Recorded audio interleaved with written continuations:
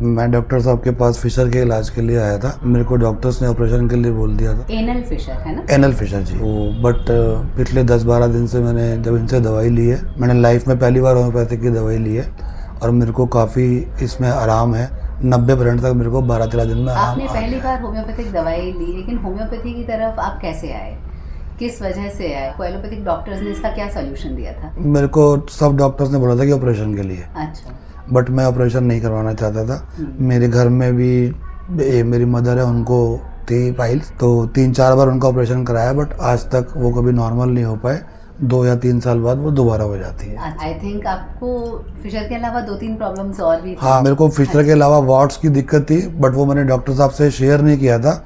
But वो मेरे wards भी जो हैं, मेरे मतलब 8-10 वार्ड्स थे, वो मेरे अपने आप ही जल के वो गिर गए। वो मुझे पता भी नहीं चला और वो गिर गए। ऐसा इसलिए होता है क्योंकि होम्योपैथिक कंसेप्ट हॉलिस्टिक है। तो जब आपके केस को या किसी भी पेशेंट के केस को थॉरोली हम लोग अंडरस्टैंड करते हैं, तो बेशक आप हमसे डिस्कस तो दूसरी चीज कर रहे हैं, लेकिन आपको मल्टीपल एरियाज में फायदा मिलता है। यही सुनकर मुझे बहुत खुशी हुई जब आपने मुझे बताया कि सर मैंने आपको बताया नहीं था, लेकिन मेरे वार्ड्स भी झड़ गए। बट मेरे को इसकी नॉलेज भी नहीं थी कि भाई हो जाएगा। मैंने तो सोचा भी नहीं था, मुझे कोई आइडिया ही नहीं था कि भी होगा। और मैंने सोचा था कि मैं अगली बार जाऊंगा तो आपसे वार्ड्स के बारे में डिस्कस करूंगा, बट वो मेरे अपने आप ही जो है वो गिर गए मेरे वार्ड्स से। और मोरओवर आई थिंक फिशर के मामले में आपको नहीं पता होगा कि इतनी जल्दी रिलीफ मिलता है। हाँ जी, मेरे को बिल्कुल सही बात है।